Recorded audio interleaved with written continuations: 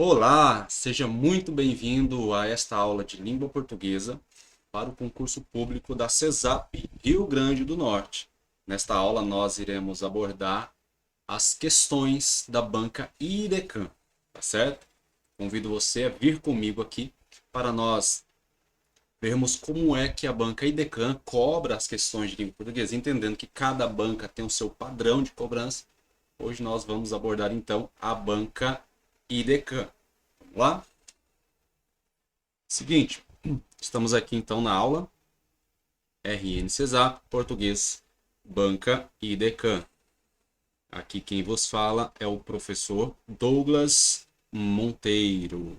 Tá? Se você não vem pelo Instagram, o meu arroba é arroba professor Douglas Monteiro. Segue lá. No Instagram você vai encontrar muitas dicas de português para concurso público. Tá bom? Então, sem muitas delongas, vamos então para o que interessa, o conteúdo. Eu selecionei uma prova da banca IDECAM do ano de 2024. É uma prova bem recente, bem fresquinha, nível médio, tá certo? Desta prova aqui, nível médio. Então é o seguinte, você se depara então com a tua prova e você vai ver então as questões de língua portuguesa e de imediato você já se depara com o texto, não é assim que funciona? Então tá aqui, língua portuguesa, o texto seguinte servirá de base para responder as questões de 1 a 10. Tá? O que você faz inicialmente? Ou melhor dizendo, o que você não deve fazer inicialmente? O que você não deve fazer é a leitura do texto. Isso mesmo, não faça a leitura do texto. Por quê? Eu só vou fazer a leitura do texto quando as questões, ou uma das questões, ela pedir para que eu leia o texto, tá? Que questões são essas? São questões de compreensão e interpretação textual. Então eu não leio o texto agora, eu passo esse texto, né? O texto eu dividi em dois quadros aqui, e eu vou para a primeira pergunta. Lembrando que esta aula é uma aula de resolução de questões, então eu vou mostrar para vocês como é que a gente resolve as questões da banca IDECAM utilizando a estratégia correta, tá certo? Então vamos lá. A questão 1 desta prova aqui de 2024 diz o seguinte, e eu vou tentar responder de uma forma rápida para você entender como usar esta metodologia para no dia da prova você também conseguir fazer dessa forma e acertar, tá? Lembrando que concurso público é estratégia, tá? Você tem que ser estrategista. Então bora lá. Questão 1. Quanto ao emprego da vírgula, então a gente já fica observando aquilo que cobra, né? Qual é o assunto? Quanto ao emprego da vírgula, então eu já sei que é pontuação aqui, não é certo? Exceto, abre aspas, mas isso vai fazer meu filho acreditar que eu sou uma heroína. Aí a vírgula está aqui. E eu já percebi o seguinte, que depois da vírgula eu tenho a conjunção e. Depois da vírgula eu tenho a conjunção e. Tá aqui, ó. E não quero dar para ele o exemplo de que mãe é Marte. Tá. Pode-se afirmar que ele é invocado uma vez que já existe a conjunção e. Tá, antes da gente responder isso aqui, quando eu me deparar com esse tipo de situação aqui, ó, o que a gente deve entender para responder rapidamente a questão dessa? Seguinte, quando você tiver a conjunção e antes da conjunção e você tiver uma vírgula, ou seja, você tiver esta configuração aqui, vírgula e, como é que isso acontece? Qual é a justificativa disso? A justificativa é a seguinte, que primeiro o e, ele separa duas orações, né? Duas orações coordenadas. Então, para isso acontecer, nós precisamos ter o quê? Sujeitos diferentes. Sujeitos diferentes. Vou me borrar aqui, não tem problema não. Sujeitos diferentes. Por exemplo, fala assim, ó. João. João é meu amigo. João é meu amigo. Vírgula. E Ana é minha irmã. João é meu amigo e Ana é minha irmã. Então, se a gente notar nesta oração que eu coloquei aqui, quem é meu amigo? João. João é o sujeito. Quem é minha irmã? Ana. Ana é sujeito. São sujeitos diferentes, por isso que eu uso essa configuração. Fácil, né? Entendendo isso, olha como é que é fácil. A gente vai para a alternativa aqui, mostra essa justificativa. Vamos lá. Aqui, é equivocado? Não. Então eu já posso eliminar porque não é equivocado. Por esta palavra equivocado eu já elimino. Não preciso nem ler o resto das alternativas. A alternativa B está correto, pois apresenta valor não aditivo. Não, não é não aditivo. Aqui é uma adição, tá? Conforme orienta a gramática tradicional, também não é. Letra C é desnecessária? Também não. Se tem sujeitos diferentes, né? Obviamente. D é facultativo? Não, não pode ser facultativo. Então, por eliminação, ó, eu tenho a alternativa E. Se justifica por se tratar de e unindo orações com sujeitos diferentes. Nunca mais erre questões desse tipo. Questão 2, bora lá. Tal qual ocorre no termo destacado em. Aí tem um termo destacado. Quando tiver um termo destacado assim, não fique bilolado ou querendo ler todo o texto, não. Foque só naquilo que está destacado e vai para as alternativas. O emprego adequado do hífen. Então, é uma questão de hífen. Ocorre em. Então, aqui, ó, sobre humana, o hífen está correto. A gente quer encontrar a alternativa em que o hífen também está empregado corretamente. Existe uma dica, assim, maravilhosa, né? Eu vou passar para vocês. Seguinte, ó. Coloca assim, ó. Vogais iguais, você usa hífen, tá? Vogais diferentes, você não usa hífen. Vogais iguais, hífen. Vogais diferentes, você não usa hífen, tá? Vogal mais consoante, não usa hífen. Vogal mais R, que a gente faz, não usa R, não usa hífen, perdão, e você duplica o R.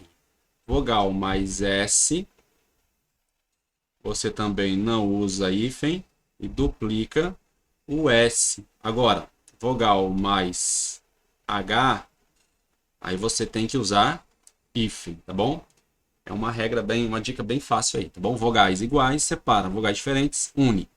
Vogal mais consoante, não tem hífen. Vogal mais o R, que é uma consoante, você não usa o hífen, mas duplica o R. Vogal mais o S, você não usa hífen, duplica o S. Vogal mais H, você usa o hífen. Então vamos lá. Micro-ondas, vogais iguais, o hífen está correto. Tá? Então, ó, está correto, a gente está procurando adequado, então encontramos o nosso gabarito, né? Mas vamos para as outras, só para conferir. Contra, vogal mais R, então tinha que ser 2 R's, então não tem hífen. Anti-aéreo, vogais diferentes, então o hífen não pode. Suboficial, aqui ó, vogal e consoante, né? Ah, professor, mas aqui está consoante e vogal, não tem problema. A ideia é a mesma.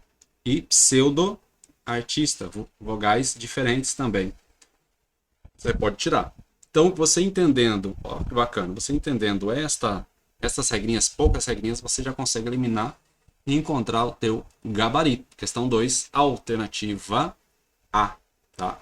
A maneira como eu quero explicar para vocês é o seguinte, que para responder questões de concurso público, você tem que ir eliminando. E a Banca Idecam, ela é muito assim, sabe? Ela é muito objetiva, tá? Muito objetiva. Tudo bem?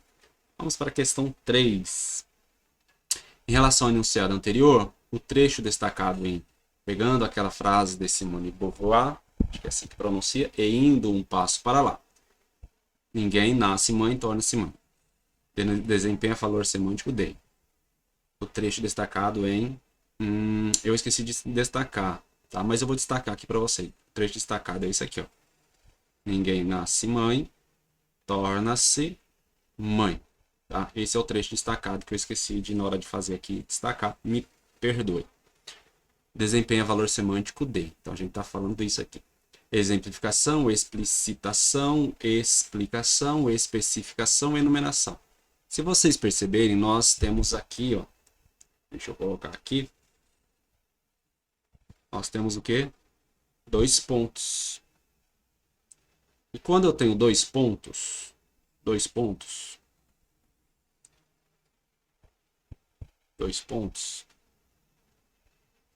quando nós temos 2 pontos assim, eles vão introduzir uma explicação, eles vão introduzir uma enumeração, eles vão introduzir uma especificação,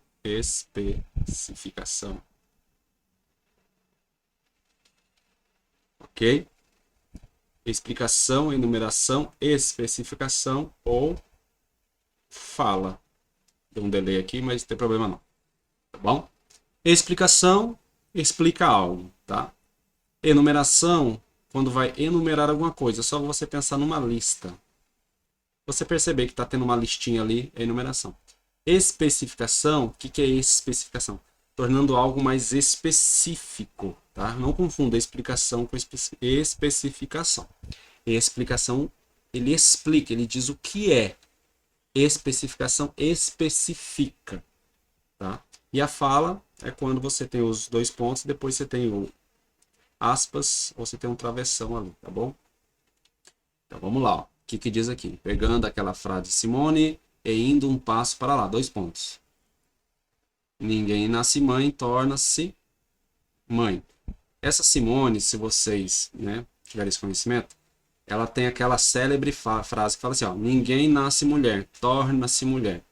E o que o autor aqui fez? Ele falou o seguinte, ele pegou e fez uma paráfrase, né, ó, um passo para lá. Indo um passo para lá. Ninguém nasce mãe, torna-se mãe. Então perceba que ele especificou o tipo, né? Só pensar assim, ó, especificação é tipo. Especificou o quê? O tipo de mulher. Especificou o tipo de mulher. Ou seja, especificação, tá? Tudo bem? Explicação é o que? Enumeração é a lista. Especificação é o tipo de que? No nosso caso é um tipo de mulher. E a fala, né? Não precisa aí dizer o que é a fala de um personagem, tá? Muito simples. Então, se cair 2 pontos na tua prova, você já sabe. Obviamente, né? A gente pode trabalhar mais... podemos trabalhar melhor as pontuações, tá? Mas numa outra oportunidade. Questão 4. Eu já percebi que aqui é açucarado, né? Tá destacado. Fala o seguinte, o termo destacado assume o sentido de. Para eu saber qual é o sentido, aí eu tenho que ler realmente para entender o contexto, né? Vamos lá. Posso me desdobrar em 4, mas nunca vou conseguir fazer o papel dos avós, com sua experiência e seu afeto açucarado. Percebe que esse termo está se referindo a quem? Aos avós. Então está dizendo que os avós eles têm uma experiência e eles têm um afeto açucarado. Então nesse sentido aqui, ó, pelos anos e hérnias. Açucarado tem um sentido de afetado, exagerado, dengoso, com açúcar envolvente. Lendo o contexto, né? Se a gente fosse lá para o texto, para ler um pouquinho melhor, aí onde eu falo para vocês que a gente pega esse trecho aqui, né? Depois a gente iria lá para o texto, encontrar onde é que está esse trecho aqui no texto, ficaria mais fácil. Mas para responder uma questão dessa, aí você precisa saber o contexto.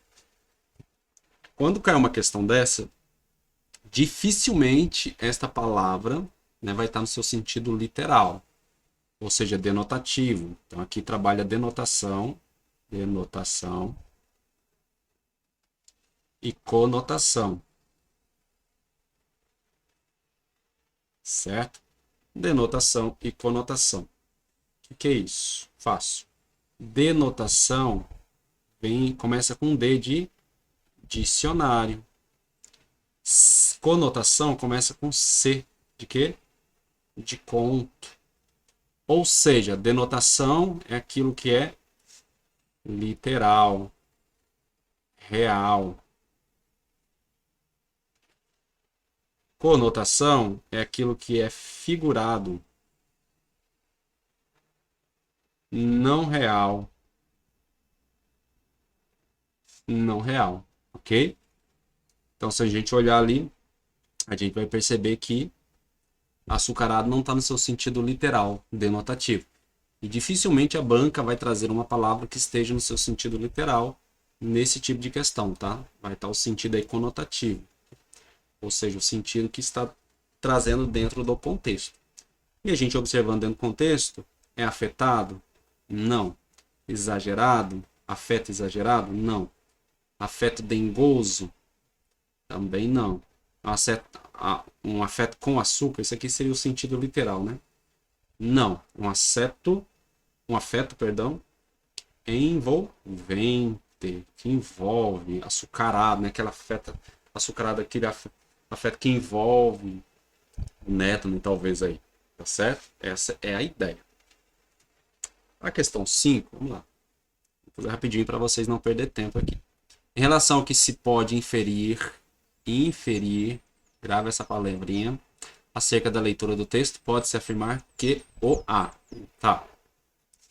Eu tenho essa palavra inferir, tá? Vamos lembrar o seguinte, aqui eu tenho que ir para o texto, tá bom? Mas vamos pensar o seguinte. Eu peguei essa questão da prova, né, justamente para trabalhar isso aqui com vocês. Compreensão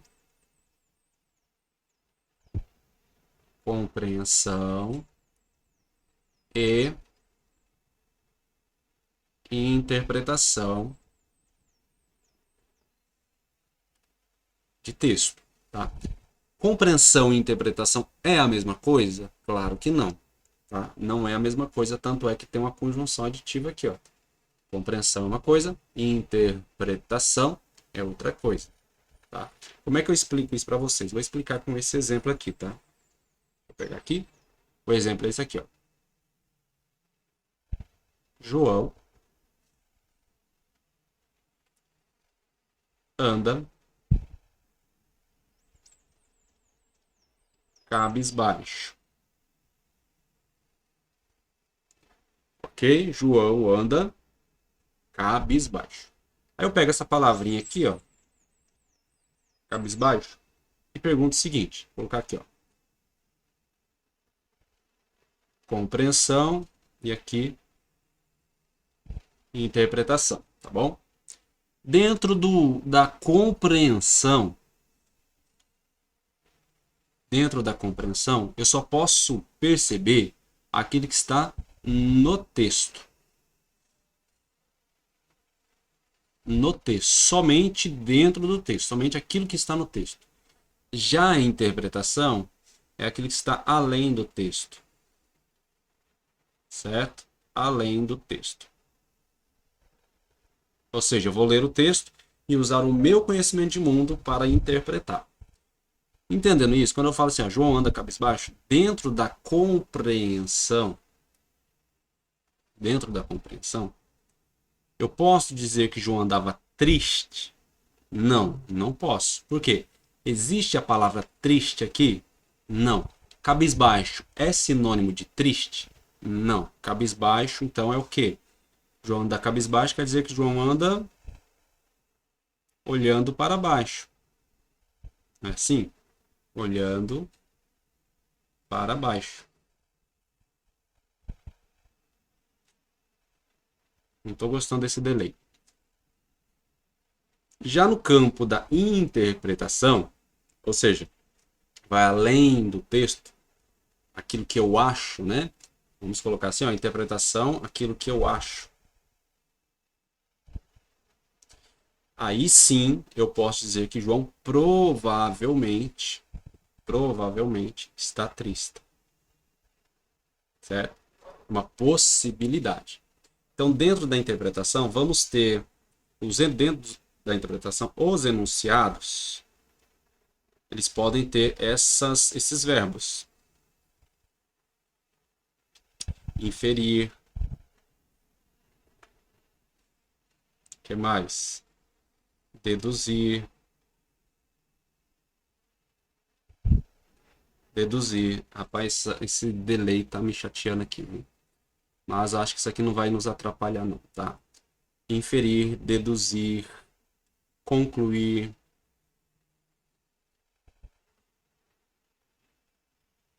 Tudo bem? Então são palavrinhas que dão a margem para a gente interpretar. É isso que eu quero que vocês entendam quando cair numa questão dessa. Olhando para essa questão, nós percebemos que tem o verbo inferir. Então essa questão é uma questão de interpretação, tá? Questão de interpretação.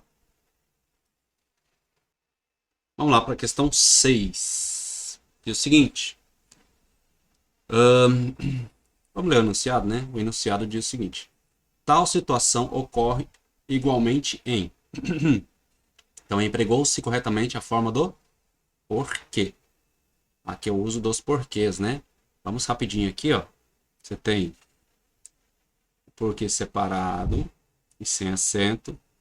Você tem o porquê separado e com acento. Você tem o porquê junto, mas sem acento. E você tem o porquê junto e com acento. Rapidinho aqui, vamos lá. Lembrar, o porquê separado e sem acento é para perguntas.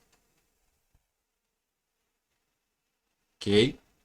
E quando eu puder substituir por qual motivo? Por qual motivo? Tá? O porquê separado e com acento, uma pergunta no fim da frase. O porquê junto sem acento é uma explicação ou uma resposta. Ora, se tem uma pergunta, tem que ter uma resposta. E o porquê junto e com acento, ele é um substantivo e pode ser substituído por o motivo. O motivo, tá bom?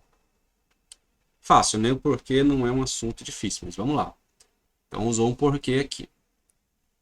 Aqui, ó, empregou-se corretamente a forma do porquê. Na sentença lá, né? Nem quero porque a presença paterna. Tá explicando, tá? Tal situação ocorre igualmente em. Então, a gente vai encontrar a alternativa em que o porquê esteja correto. O emprego dele. A alternativa A diz o seguinte. A humanidade não entende porquê. Será que esse porquê tá certo? Ó, a humanidade não entende por qual motivo. Então, se é por qual motivo, aqui tem que ser porquê separado sem acento. Então, tá errado. B. A mulher quer saber por quê. Quer saber por qual motivo. Tá, mas está no final da frase? Não, então também está errado.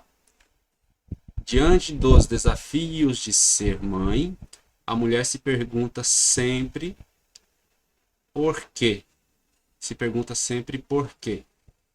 Mesmo que a resposta esteja clara diante da sociedade. Se pergunta sempre por qual motivo, não é? Opa, parece que a gente encontrou a correta. Dá uma olhadinha nas outras. Porque é melhor... Porque a mulher deve nascer pronta para a maternidade? Porque a mulher deve nascer pronta para a humanidade? E aí, aqui é uma pergunta, não é? Ó, por que a mulher deve nascer pronta para a maternidade? Mas vocês estão percebendo que aqui parece que dá uma ideia de resposta de alguma coisa? Ó, só porque ela é mulher deve nascer pronta para a maternidade? Então perceba que aqui também dá uma ideia, né? Então ficamos em duas. A alternativa E, os caminhos por que passamos, os caminhos pelos quais esse delay tá chato, pelos quais, ok? Então aqui também, né? Deixa eu acrescentar ali para vocês. Vamos ficar um materialzinho aí. Aqui eu também posso substituir por pelos quais. Ou pelas quais, tá bom? Pelos quais ou pelas quais. E aí, ficamos com a C e com a D. Vamos lá. Diante dos desafios de ser mãe, a mulher se pergunta sempre por quê. Então aqui você se pergunta sempre por qual motivo. Tá certo. Aqui tá certo. Por que a mulher deve nascer? Aqui também tá certo. Então, ou seja, essa questão aqui está anulada. Ela tem dois gabaritos aí. Dois gabaritos. Ok? Então pegamos uma questão anulada aí. Beleza. Vamos seguir. Questão 7. Dentre os termos destacados, posso mostrar para meu filho, tá, tem os termos destacados, aquele que exerce papel de adjetivo. Ele vai exercer papel de adjetivo. Aí tem meu, professor, filho, farinha, isso. Tá. Como é que funciona essa questão se exerce papel de adjetivo? Eu quero que vocês atentem para isso aqui, ó. Pronome. Pronome, a gente chama de pronome adjetivo. Professor, o que é pronome adjetivo? Pronome adjetivo é todo aquele pronome que acompanha o substantivo. Pronome adjetivo é aquele que acompanha o substantivo, tá? Então vamos dar uma olhadinha. Posso mostrar para o meu filho? Filho é substantivo. Meu é pronome. Esse meu está acompanhando o filho. Por quê? Está escrito assim, ó. Meu filho. Não é? Então, se filho é substantivo, esse meu é um pronome adjetivo, alternativa a. Mas vamos eliminar as outras. Professor, vamos lá. Onde é que está professor? Está aqui, ó. Nunca vai substituir um professor. Esse um é um artigo. Aí vem outra dica para vocês aqui. O artigo, ele sempre acompanha um substantivo. Certo? O artigo sempre acompanha um substantivo. Então, professor é substantivo. Filho, filho a gente já viu que é substantivo. Farinha, tá aqui, ó. De farinha. Então, ensinar matemática com 200 gramas de farinha. Então, farinha nesse quesito aqui, ele também é um substantivo, tá? Isso, cadê? Mas isso nunca. Percebe que esse isso ele não está acompanhando nenhum substantivo, tá? Percebe que depois do isso, ó, não tem substantivo. Então, ele é um pronome substantivo, que a gente chama, né? Mas não é um pronome adjetivo. Então, fica atento. Pronome adjetivo é aquele que acompanha o substantivo. E perguntou qual dessas palavras destacadas tem valor ou papel de adjetivo? Alternativa A, meu. Ok? Questão 8, bora lá. A relação semântica estabelecida entre as orações do trecho e quanto mais nosso, melhor para ele. É de relação semântica. É o sentido que estabelece entre uma oração e outra. Tá? Aqui a gente é só analisar que vocês conseguem responder essa aqui. Ó. Quanto mais, melhor. Quanto mais, melhor. Ou seja, é fácil, né? Aqui tem uma relação de proporção. Ou seja, quanto mais eu tenho uma coisa, mais eu tenho outra. Quanto menos eu tenho uma coisa, menos, né? Aqui pode nos ajudar. Quanto mais, vírgula, mais. Quanto menos, menos.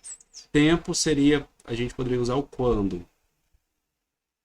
Causa, a gente poderia usar o já que. Consequência, a gente poderia usar o tanto que. E a explicação, o pois. Ok?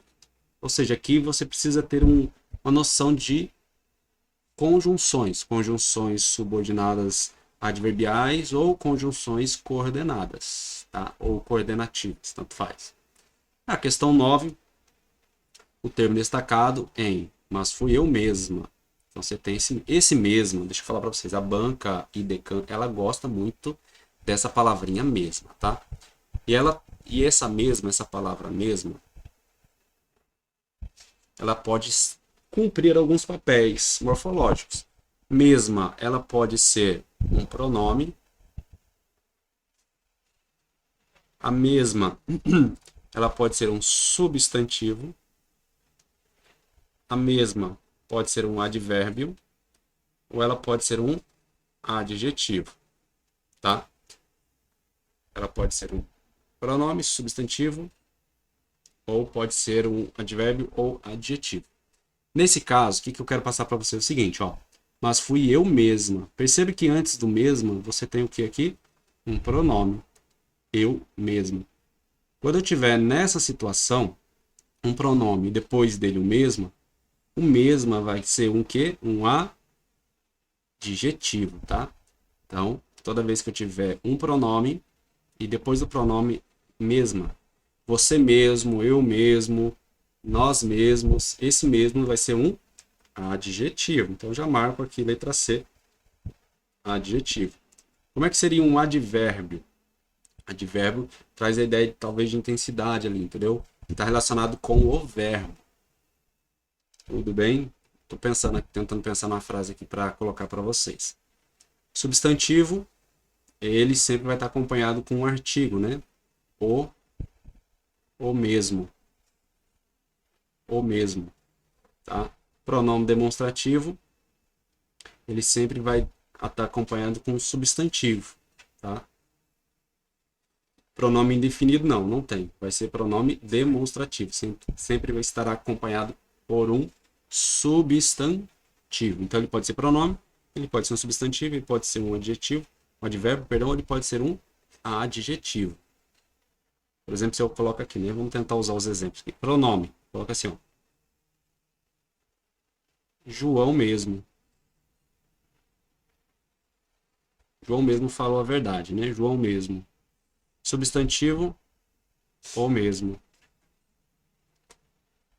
Advérbio, coloca assim, ó. Sempre vai estar assim, até mesmo. Até mesmo você. E adjetivo, eu mesmo. Sempre com um pronome, tá?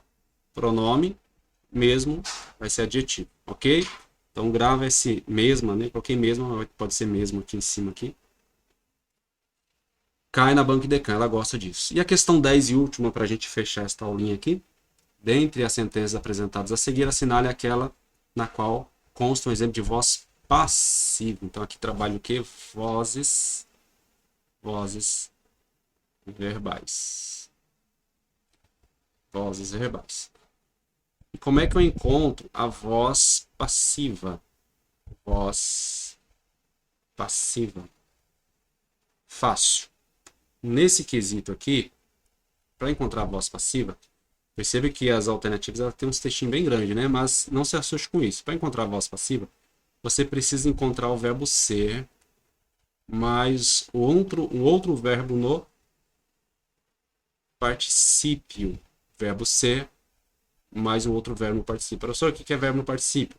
Aqueles verbos que terminam em ado ou terminam em ido, falado, cantado, estudado, certo?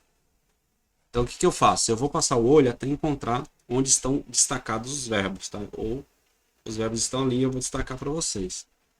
Então, olhando aqui para a alternativa A, vamos ver se a gente encontra algum verbo ser mais um particípio. Quem sabe? Ó, quem sabe? Eu tenho um verbo aqui, todo esse amor, me escapa, até as orelhas, eu possa me desdobrar, até sobre mim, e sair por aí, pintando praça, improvisando, creche, mas fui eu mesma, ó, eu mesma, outro mesmo adjetivo, né? Que ensinei, até nos ajudar no dever. Não tem verbo ser mais participe, então não vai ser a alternativa A. Letra B, posso me dividir em duas, mas eu nunca vou conseguir cobrir a figura, também não tem. Posso mostrar para o meu filho planetas, ó, posso mostrar para planetas, constelações, farinha, óleo, recortar, massa fresca, triângulos, ósseos, um escaleno, mas isso nunca vai substituir um professor e uma escola. Posso me desdobrar em 10. Nunca vou conseguir substituir a madrinha, o padrinho, o vizinho, o motorista, perua, tantos outros, porque cada pessoa é uma. Olha, tem o verbo ser, mas não tem o particípio. Cada uma delas mostra para o seu filho que o mundo é feito, opa, o verbo ser é feito de pessoas diferentes. Tá vendo que eu acabei de encontrar aqui o verbo ser mais um particípio feito do verbo fazer, né? Vamos dar uma olhadinha na E. Posso me desdobrar em 4, mas nunca vou conseguir fazer o papel dos avós com sua experiência ou afeto superado pelos anos de hérnias. Então percebam que eu consegui encontrar na alternativa D isso aqui, ó, é feito. Tá? Então, quando eu tiver um verbo ser mais um particípio, tá? Aqui eu tenho o verbo ser é mais o particípio. Feito. Professor, mas o senhor falou que o particípio termina em ado e ido. Mas você vai aprender também que o particípio ele pode ser regular ou irregular. Nesse caso, o verbo fazer ele é irregular. Jamais, você nunca vai encontrar em lugar algum o verbo fazido, né? Não existe fazido, é feito, mas ele continua sendo particípio. Então você tem o verbo ser mais o particípio, ou seja, a alternativa D. Lembrando que voz passiva, o sujeito, na voz passiva, o sujeito sofre a ação. Como assim? Eu escrevi aqui para vocês, ó. O documento foi assinado. O documento foi assinado por João. Então eu pergunto, o que foi assinado por João? O documento do sujeito. Percebe que o documento sofre a ação de ser assinado por alguém. Ou seja, eu tenho o verbo ser aqui, foi é o verbo ser, mais o particípio assinado. Assinado. Ok? Ado e ido. E aí eu consigo facilmente encontrar a voz passiva. O Decan também gosta de trabalhar vozes verbais dentro dessa perspectiva, tá certo? Então, está aí para vocês as 10 questões desta prova respondida, prova de nível médio. Perceba que só uma questão, né? A gente precisou ler, eu nem deu o gabarito da questão 5.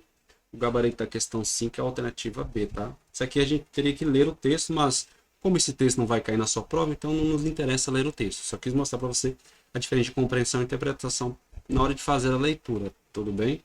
Aqui é uma interpretação. Então tá aqui o texto, tá certo?